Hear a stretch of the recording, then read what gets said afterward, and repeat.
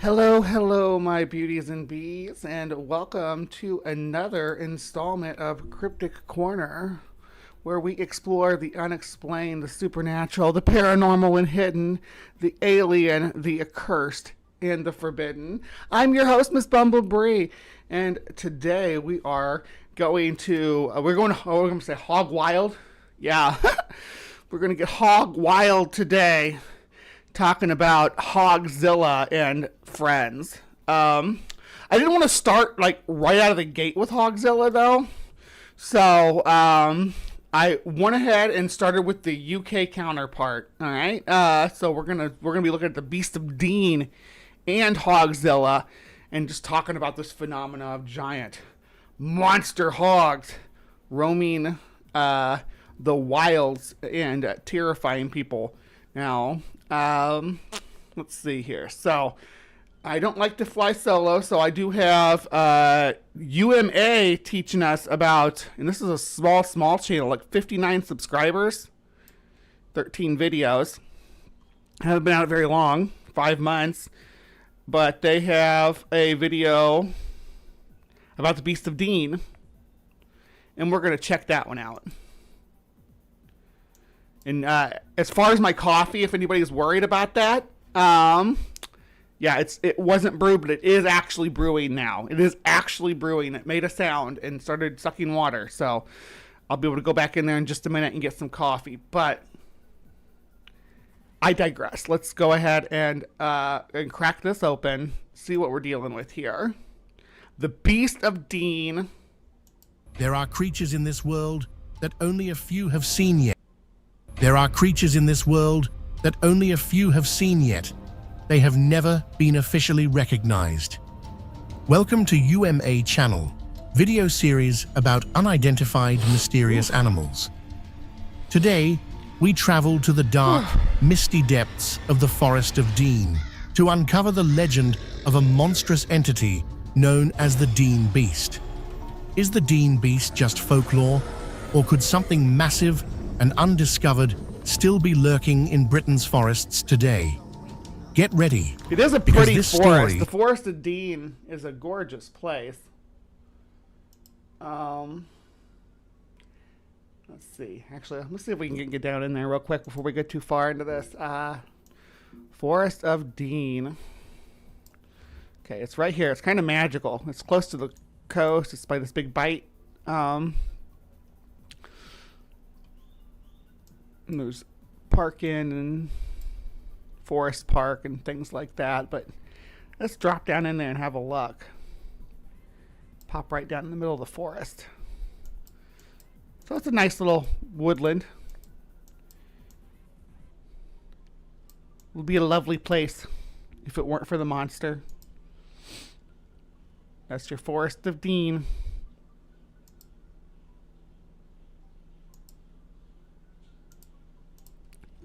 is about to get very real.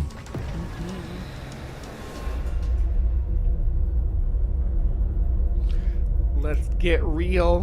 What if I told you that deep within England's ancient forests lurks a creature so terrifying, so powerful, that it has haunted the region for over 2 centuries? A beast so massive it topples. I think this is actually scenes from like Hogzilla or maybe Razorback. Razorback was in the 80s though, so I think this graphics make me think it's the more recent one. Trees, smashes fences, and sends seasoned hunters fleeing in terror. The first recorded sightings of the Dean Beast date back to It has no horns. Let's not give. I mean, the image shows it here with some horns, but it didn't really have horns, at least not in the myth. 1902, when panic spread through the villages surrounding the Forest of Dean. Something massive and unseen was terrorizing the area. Fences were destroyed, livestock vanished, and entire trees were found toppled as if some monstrous force had plowed through them in a fit of rage. Those who claimed to have seen the creature described a monstrous black figure. You're probably not in your best interest to try to fight a razorback with a shovel, though. I mean, pigs have really strong, dense skulls. So This guy's probably not in his in the best place right now. If he could close that door, but I've seen little tiny, 80-pound hogs ram through a gate in a gated community. I wonder if I can find that video clip. Let me see. So even like a smaller. Here, I'm gonna pull this over here. Even a small pig can do some hella damage. Let's see. Watch this.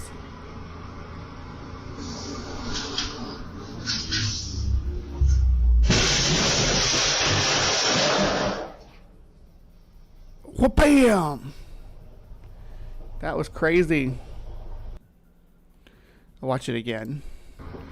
Everything's pleasant. Guy goes by on a motorcycle. The big work truck goes by and BAM! BAM! You don't want to mess with these guys. That's what I'm saying. Not to be messed with. Larger than any known animal, with tusks so large they could impale a man in one charge.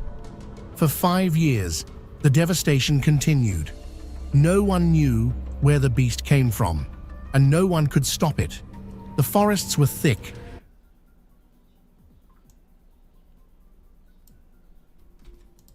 The landscape unforgiving, and whatever this thing was, it knew how to stay hidden.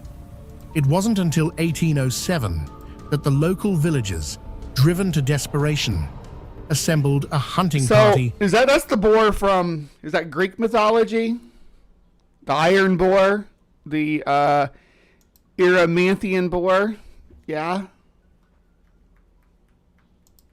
To track and kill the creature. Some accounts claim the hunt was successful, that they slaughtered a giant, unidentifiable wild boar, something larger and fiercer than any recorded species. But other accounts tell a different story, that the hunters never found their target, that the attacks stopped for reasons unknown. For something supernatural, and yet the no terror doubt. was far from over.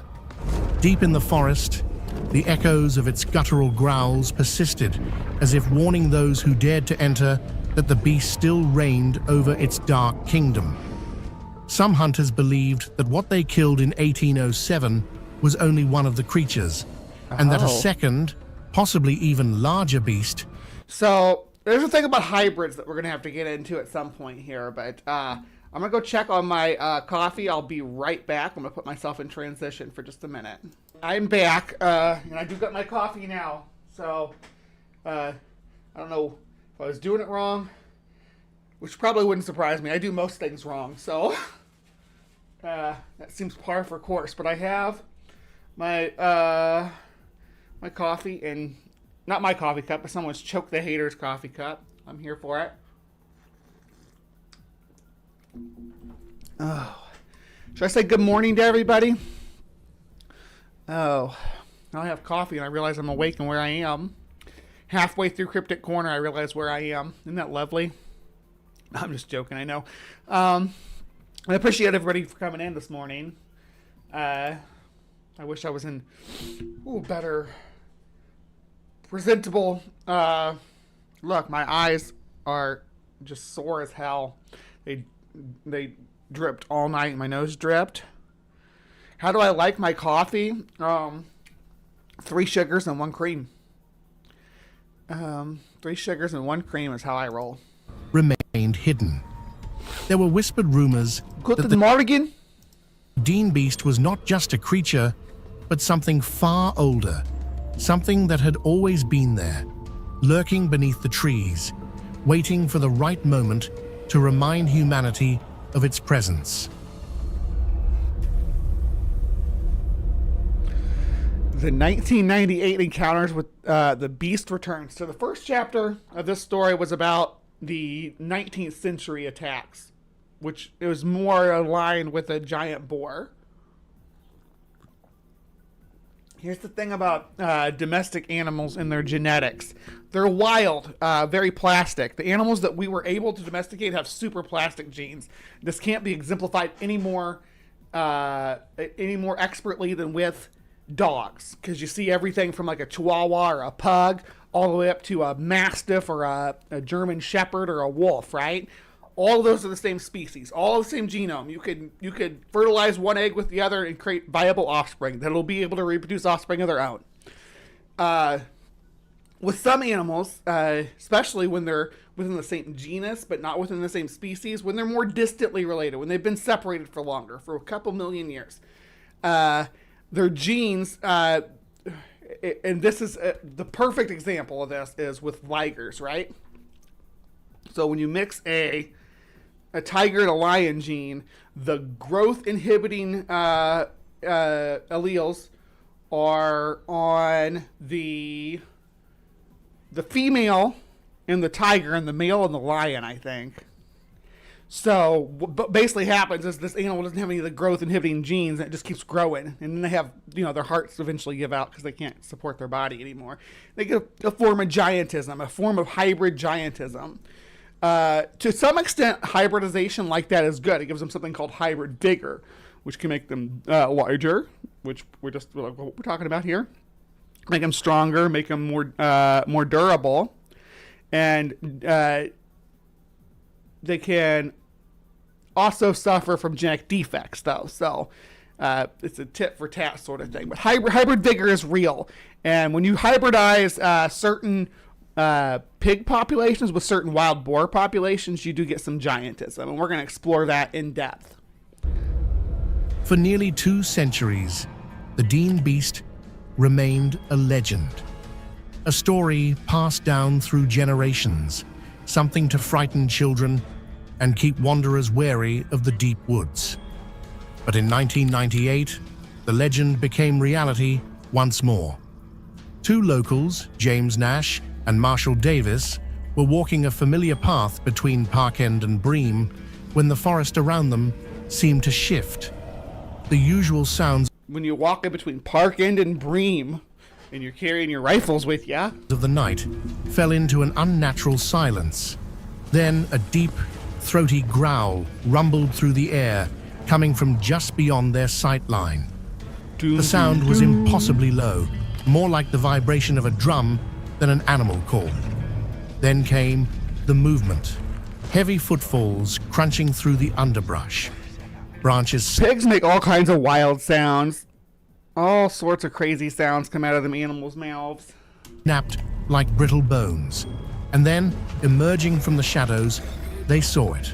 A hulking, black-furred beast, far larger than any known wild animal. I would say Aunt Jur, because the air conditioner's on. So if it's an inside cat, then summer is winter and winter is summer, right? And in the winter, the wind from the vents blows hot, and in the summer, the wind from the vents blows cold. So it is the right season for him to be using his heat pad, or him or her. Is your cat a boy or a girl? What's your kitty's name? Tell me more.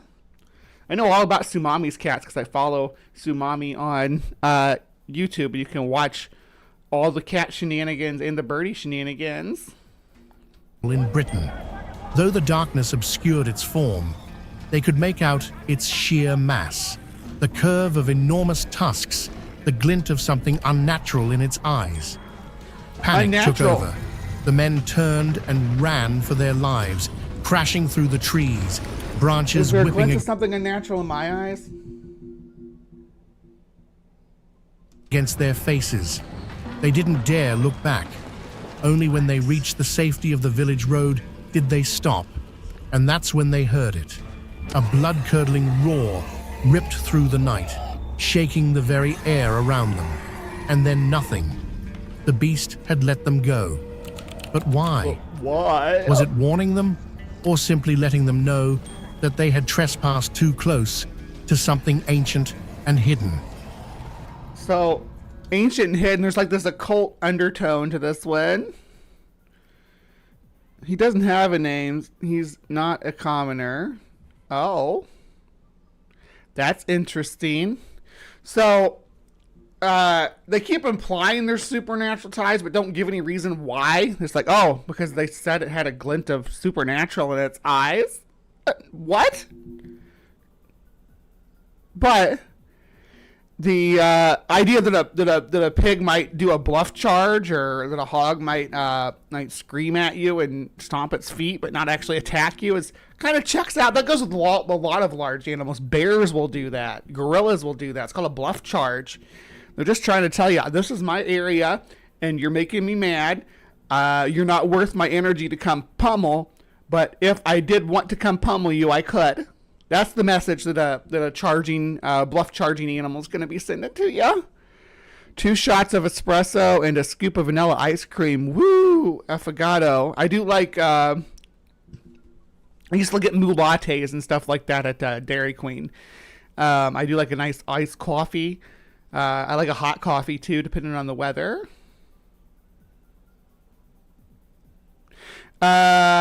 Supernatural, it glows, doesn't it? It has to be glowy. Well, unless it's not glowy. I don't know. What if the Dean Beast isn't just a story? Could something this huge, this powerful, this unknown have truly survived in Britain's forests for Yes. centuries? Big wild pigs can survive in the forest. Next question. Several theories have been proposed, but none provide a definitive answer. Some experts argue that the Dean Beast could be an undiscovered species, a mutation, or an ancient relic from a time long past. The Forest of Dean is vast and largely untouched, its dense terrain making it easy for creatures to remain hidden for generations. Could this beast be a predecessor? That's a warthog. That's like Pumbaa. That's not a boar. It's in the pig family. It's a suidae. But yeah, these guys don't get nearly that big. Boars and domestic pigs get way bigger than warthogs. Warthogs, and they're not tinier by any means. They're the size of like a large breed of dog, with freaking 2 to 4 giant knives sticking out of their face. But they're not huge like the European boars and the domestic pigs that we domesticated from the European boars are. To modern wild boars, an ancient predator that has managed to evade human detection. I like how Others they can take a picture just like a pig in the woods and make it look ominous. believe it's a case of exaggeration and fear, that what people saw was just a wild boar. I like your sideburns, bro. What happened to your ear? Aw, what happened to your ear? Your sideburns are lit, though. Don't let everybody tell you that your Martin Van Buren look is outdated, because it's freaking lit. Its size exaggerated by darkness and adrenaline. But there's a problem with that theory. Wild boars were Oh, officially... don't worry about it, Rainbow Ash. A lot of people are missing the stream today because ARC protest stuff's going on, and people are traveling, people are arriving, people are on the road, so I don't blame anybody for not being able to make it today. Plus, it's the day after the 4th of July. Oh, I know people have hangovers and stuff too, so no big deal. extinct in Britain by the 13th century. If the Dean beast was just a regular animal, then what exactly were people seeing for hundreds of years? It's the Beast de Gévaudan. When the French found out that it could cause such havoc, they captured it and released it onto their enemies across the English Channel. Does that make sense? Makes as much sense as it being magic, I guess. If you think an enormous wild boar sounds impossible, think again. Some of the largest boars in history have been recorded in modern times. 2004, Georgia, USA. Yes, A hunter get more into shot an this. 8-foot-long, 2.4 meters, 800-pound, Hogzilla. 362 kilograms boar, later dubbed Hogzilla. 2007, Alabama, USA. And An Monster Pig. 7-year-old boy killed a 1,051-pound wild boar, measuring 9.4 feet, 2.8 meters long. 2019, China. Farmers reported sightings of wild boars weighing over I actually like this art piece a lot. The way the eyes pop, I don't know, something about it. 1,000 pounds, 450 kilograms, destroying crops, sparking fears of a new invasive species. 2021. Russia.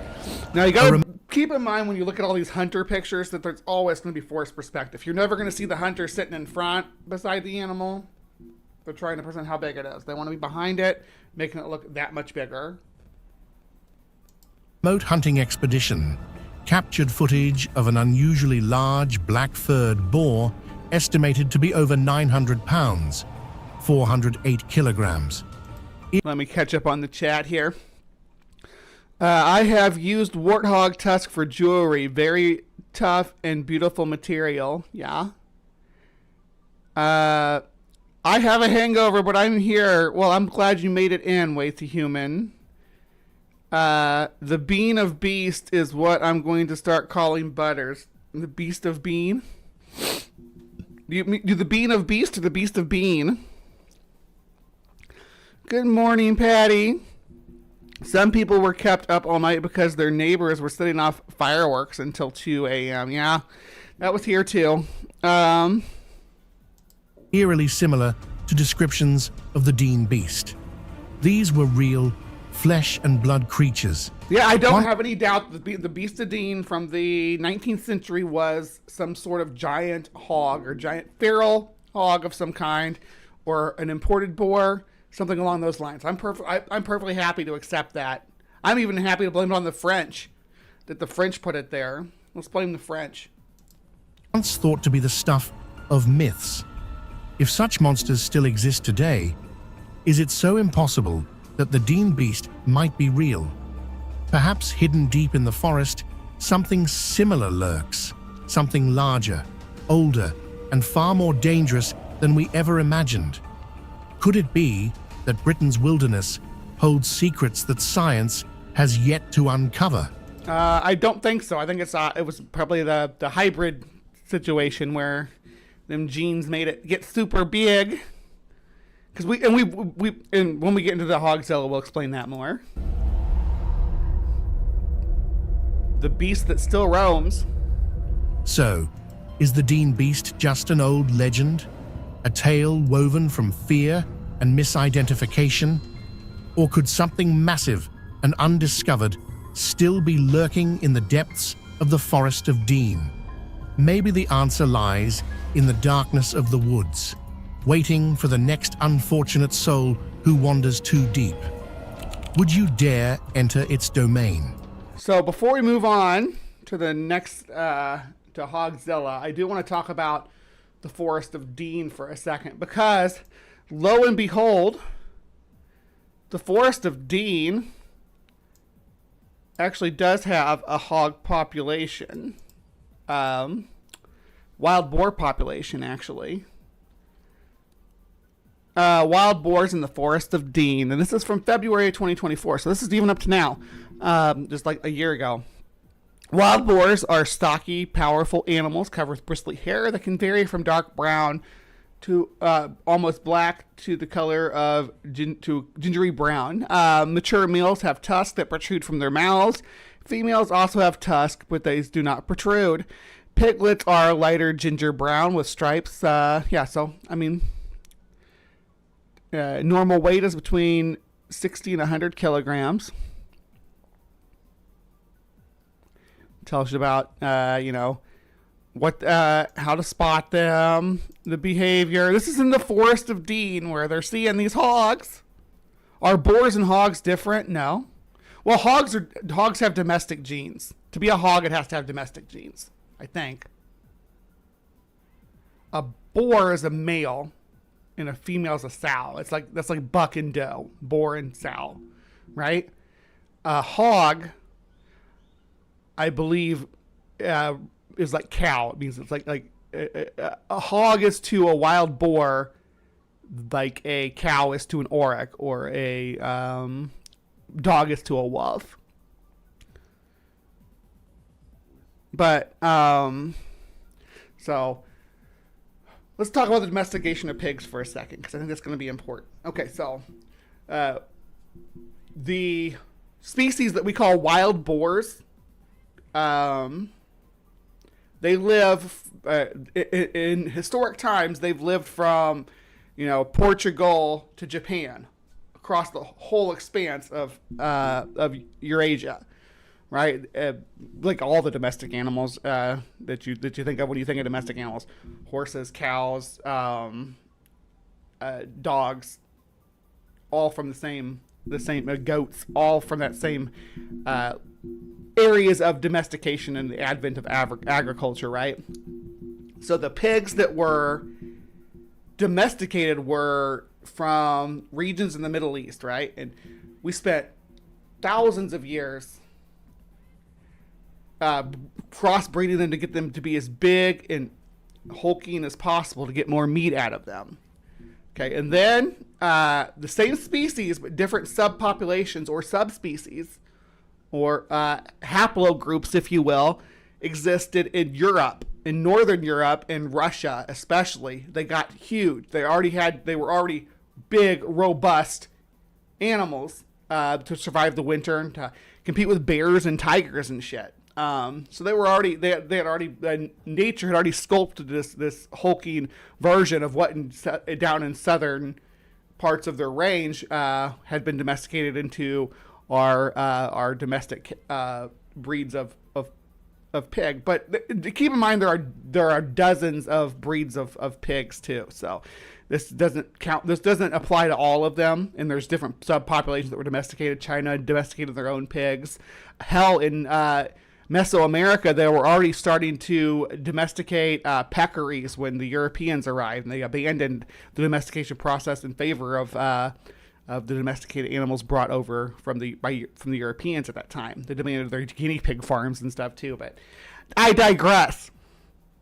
So when you have two groups that have been separated like that, it's like the growth gene that I was talking about before, make them get really big. So you get this hybrid of a wild boar and a domestic pig, and the wild boar already has these Northern European boar already has these genes that makes it want to, get as big and robust as possible to survive these harsh winters.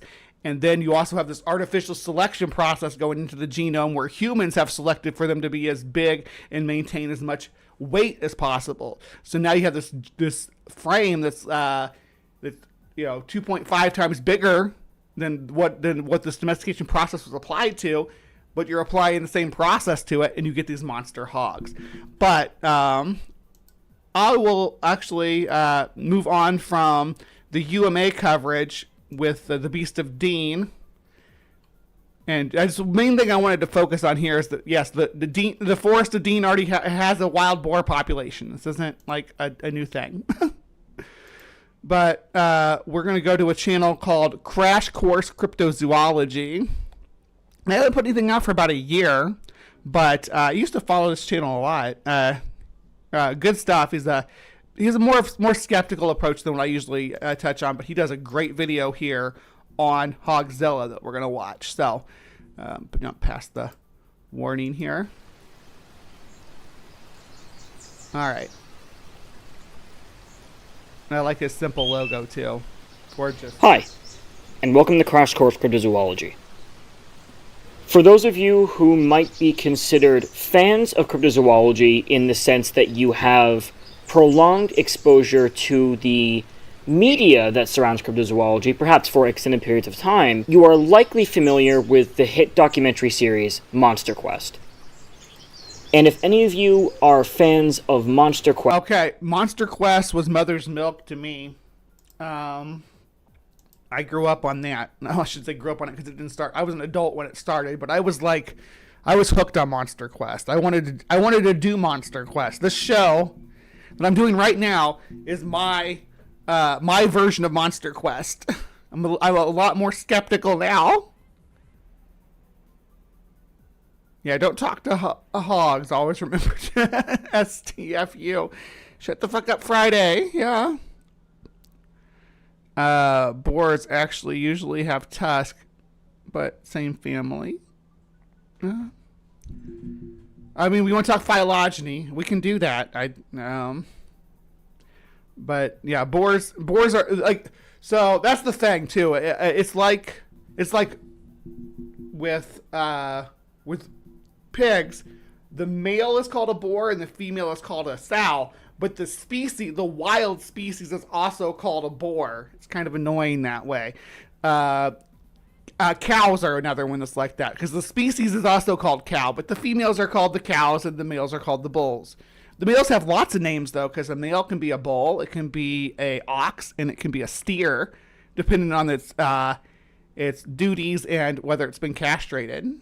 Right? It's like a steer is a bull that's been castrated, and an ox is a steer that does labor, that's used for labor. So, a boar is a male member of the suid family, but it is also the species of suids that lives in northern Europe that we call the wild boar. So, deal with it what you will. Oh, wrong screen. Quest particularly, you are likely to have heard at least once the term Hogzilla. In fact, it is even likely that more of you who did not watch Monster Quest when you were younger or at any point in your life have been exposed to this term recently due to its use in a new article stemming from a sighting in China. Look at that guy. Look at that absolute unit. That's a 600-pound hog, easy. Look at him. These are like the hog we saw crash the gate. It's these size, right? The smaller ones down here. So imagine this guy hitting your. It could go through your wall like fucking Kool-Aid Man if it wanted to. That's a. I don't know if that's a full size dumpster though. It looks more like a grease bin sized. I don't know though, because it is a dumpster. They're using it as a dumpster, not a grease bin, as far as I can tell. For those who have never heard the term, Hogzilla is something of an umbrella term. Generally speaking, it is used to refer to any sightings, descriptions, findings of, to put it simply, oversized wild hogs. However, the understanding of Hogzilla as this umbrella term makes it difficult to discern what exactly Hogzilla is supposed to be. Why is it included in cryptozoology so often? Is Hogzilla supposed to be a new species? If not... Hogzilla, I put it on the same par as like a growler bear, right? Which we talked about in our giant bear episode. So yeah, it's relevant to cryptozoology. What exactly is it?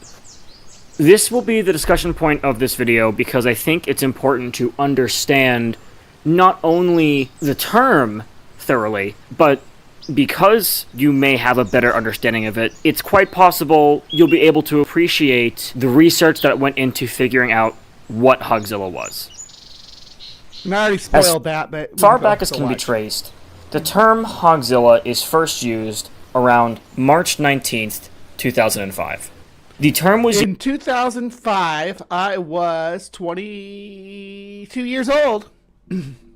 I was a young lady. Still pretended to be a boy. What a waste. I would have been super freaking hot back then. I was like skinny. Used to refer to a large, allegedly wild hog shot in the state of Georgia in the United States in June of 2004 by a hunter named Chris Griffin. Chris Griffin claimed... Chris Griffin. We all know Chris Griffin. You may know his other family members a little better. Peter Griffin and maybe Stewie Griffin.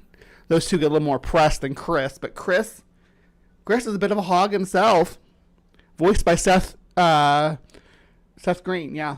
He had shot the hog in the wild, that it was 12 feet long, and weighed likely over 1,000 pounds. If anything was to be called a monster due to its size, it was certainly this first Hogzilla.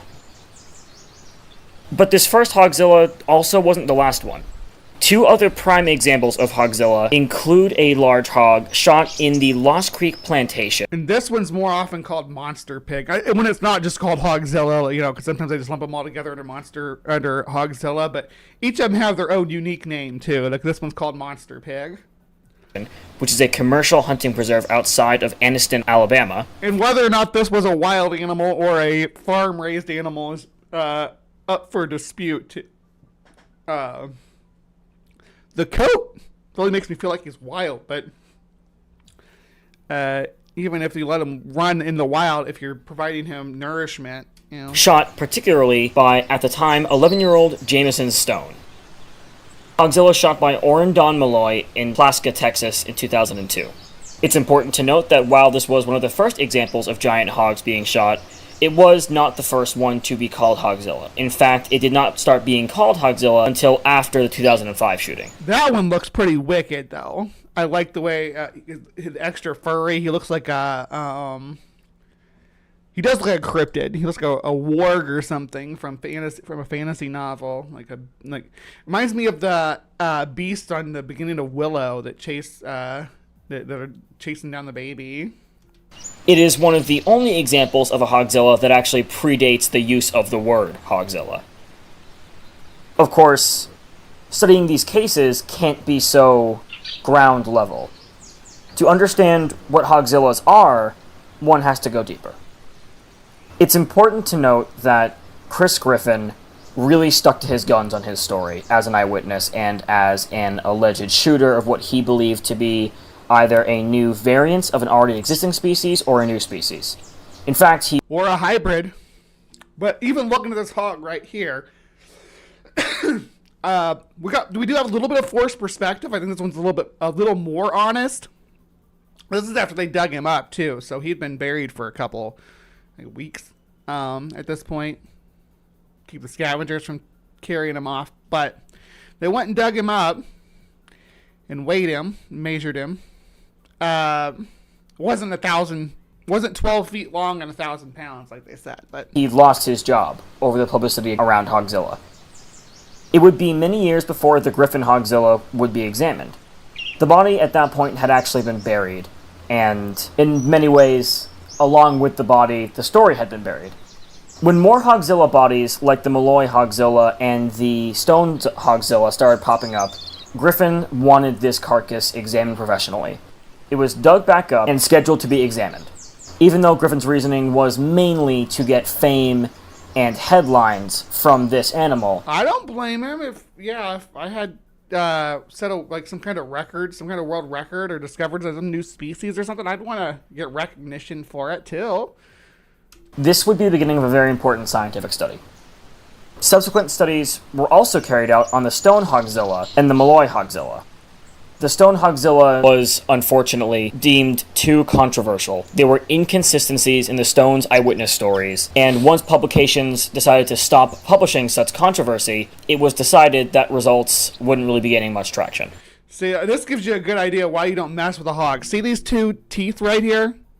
These are the tusk, the top tusk and bottom tusk, and they rub together to keep this edge right here super freaking sharp, like slice through bone sharp. You could lose a finger on one getting you caught in here. You do not want to be tusked by one of these creatures. The Malloy Hogzilla, however, would prove to be the most interesting. Of course, going into the examinations of the Griffin and Malloy Hogzillas, there are many questions. The main ones, of course, pertaining to, well, what kind of animal might we be looking at?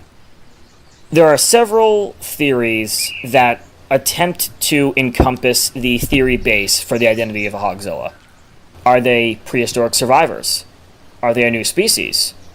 And if they're not either, is it some kind of natural overgrowth that we just don't know about? Is the opposite of island dwarfism taking place here? All right, so the prehistoric survivor thing, they're going to start talking about entelodonts, Andrewsarchus, and things like that. Even without examinations, there are certain ways that we can gauge which one of these theories is the most likely.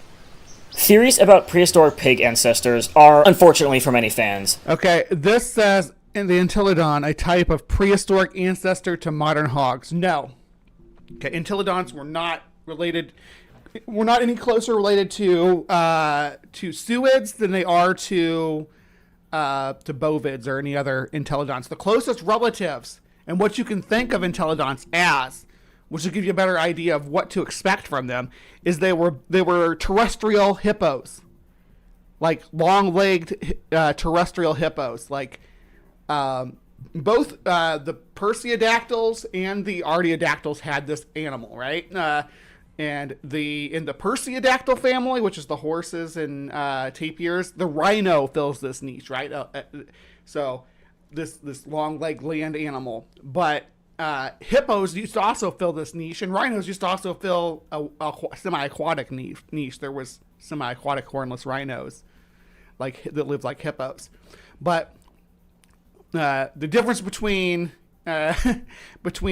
hippos and between this clade specifically, the whipalphomorphs and the Perseidactyls in general, is that the whipalphomorphs, which includes hippos, whales, and entelodonts, and things like Andrewsarchus, is that they had omnivorous diet. So it was a giant, long-legged hippo that sometimes hunted and ate meat. That's the best way to think of an entelodont. Not, even though they call them hell pigs or terror pigs or whatever, they're really not pigs, and they're not ancestors of modern pigs, like this is implying here. They're just not.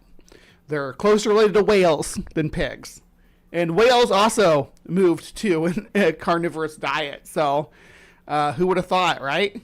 There's no vegetarian whales, and hippos are probably the most vegetarian members of this group, and they'll snack on meat when they get an opportunity. So yeah, just wanted to throw that out there.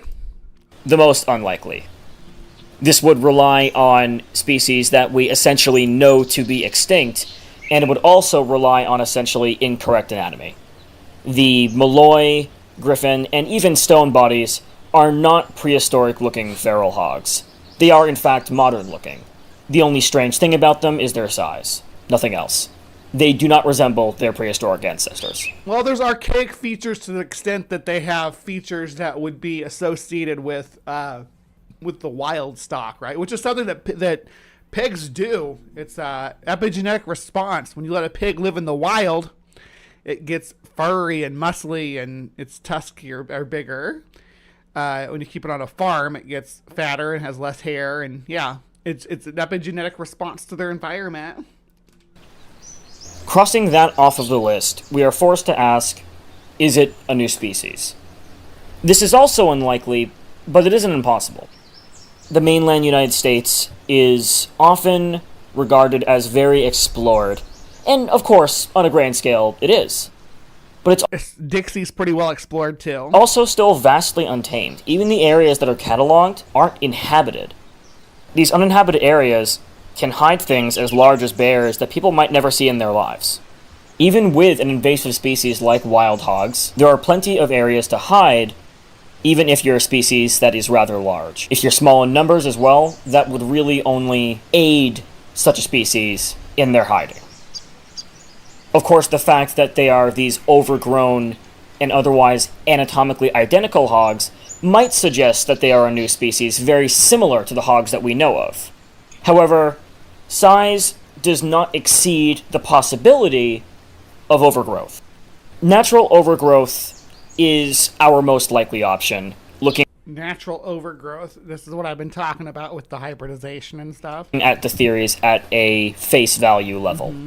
Although it is also unlikely because we would think to see it more often, it certainly isn't impossible that certain genetic mutations are being carried down in species that are not minute enough to constitute a new species, but are enough to create an unusual population within that already existing species.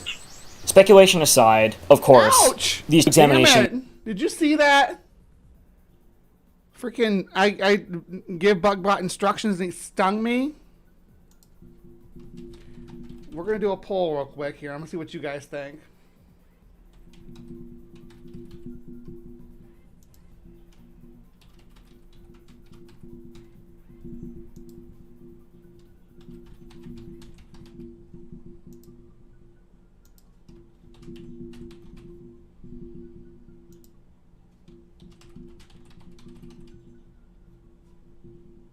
There we go. You all tell me what you think Hogzilla was. were carried out, and they yielded exceedingly interesting results.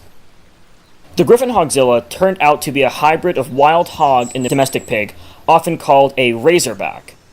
Widely unpublicized results of the stone hogzilla also show it That's is not necessarily true about what a razorback is either. A razorback just means that it's a razorback can be a domestic pig that's gone feral.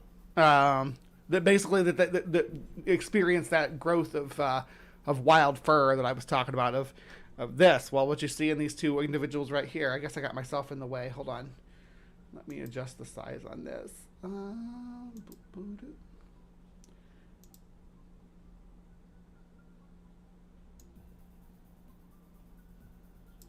we go.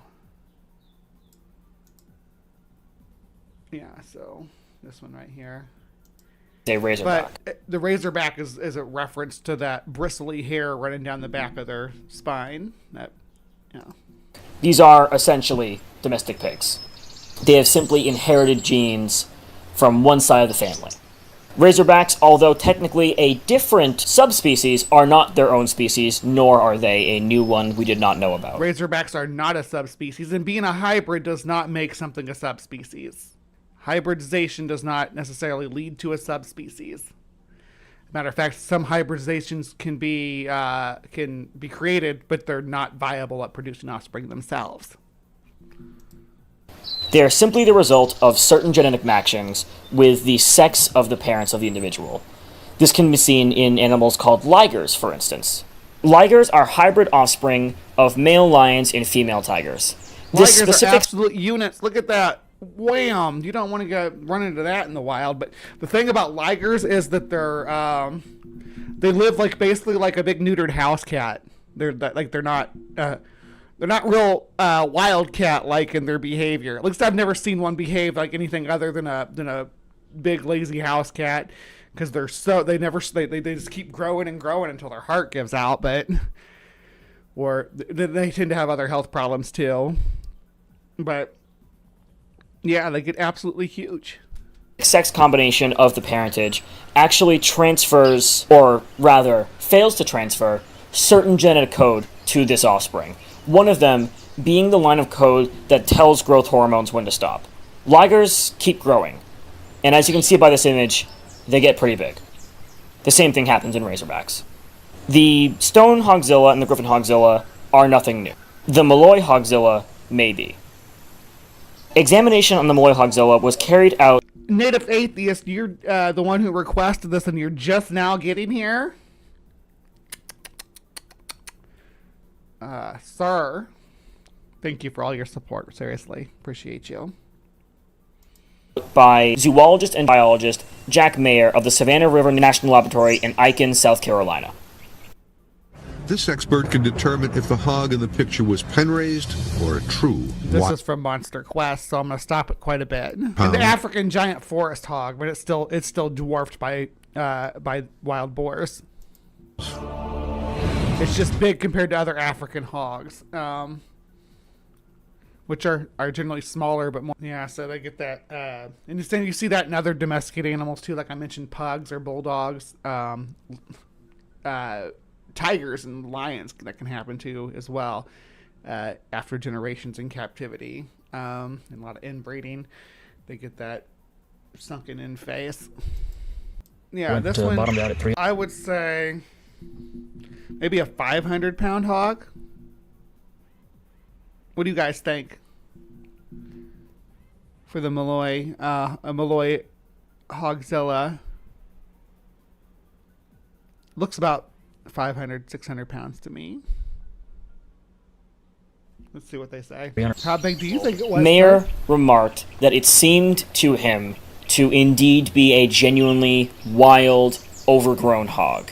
This was not a domestic individual, and yet it was absolutely enormous. When you say it was not a domestic individual, you mean it wasn't raised in a domestic setting. It is still a domestic pig, though. It's still genetically a domestic pig from domestic pig stock. It just doesn't have it has the epigenetic traits to show you that it was not farm raised, that it did grow up in the wild.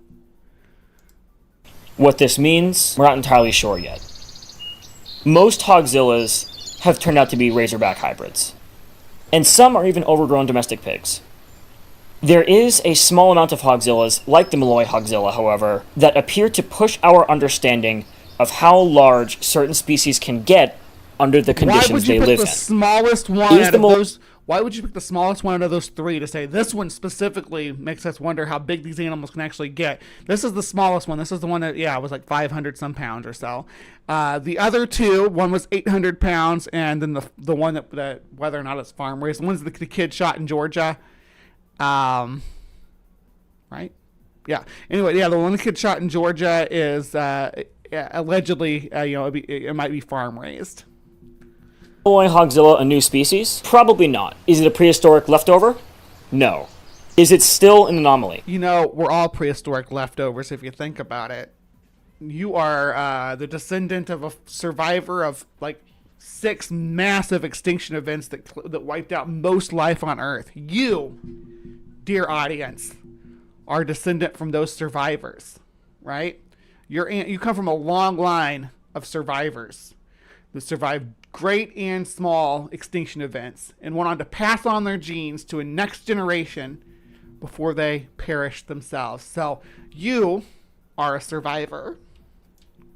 Absolutely. So is a tick, though, so do with that what you will. And with the more recent reports of wild hogs being deemed hogzillas that we see in not just North America but also in Asia, we're forced to wonder what the conditions are that are creating this zoological phenomenon, how better we can understand it, and, although it doesn't currently mean it, what it might mean in terms of potentially new species. Hogzilla is a very important case because it really outlines how an examination of a potentially new species should be carried out. It needs to be solid, consistent with its self-evidence, solid, consistent, and accurate examinations done by people who know what they're talking about, who know what they're doing, and acceptance of those results if necessary. I'd like to know what you all think of this potentially shining example of scientific practice within the field of cryptozoology. And I like that. I like to see science being used in cryptozoology. About how science works in cryptozoology in the first place, or perhaps in tangent with it. Cryptozoology can be a science, for sure. I approach it as a scientist. I consider myself a cryptozoologist. As a matter of fact, I claim that I'm the world's leading cryptozoologist because there's nobody who can really challenge that concept. So, suck it up. That's my title now. I'm the world's leading cryptozoologist. I don't have to explain what leading means at all, but it's what I do. So that was Crash Course in Cryptozoology, talking to us about Hogzilla. And let's see. Yeah, the mystery of Hogzilla solved. The mystery of the beast known as Hogzilla was born in the swamps and woods of Georgia last summer. This is an article from 2005, March of 2005. Oh, it says so right there, too. Derp. Chris Griffin, a hunting guide, was out in the woods one day when he says he couldn't believe his eyes. An animal resembling a hog that was 12 feet long and weighed over 1,000 pounds. All sorts of thoughts were running through my head, and I was thinking, I'm going to take a shot at this animal, Griffin said. With the help of a backhoe, he hoisted the enormous beast up for the perfect trophy shot of the animal, soon dubbed Hogzilla. Griffin buried the beast shortly after the photo was taken, but when the picture hit the internet, a legend was born.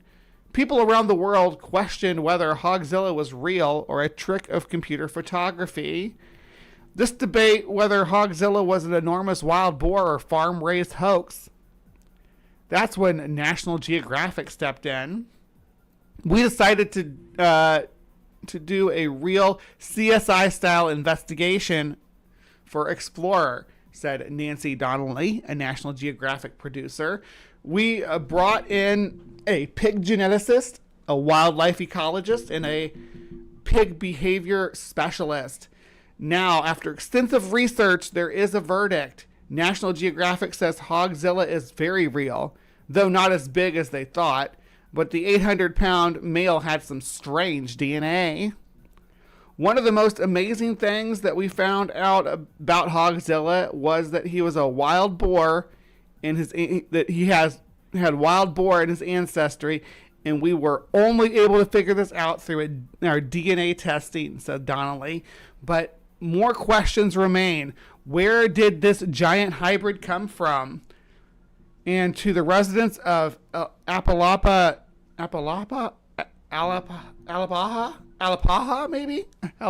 Georgia, there is one thing perhaps more important. Could the son or daughter of Hogzilla still be out there?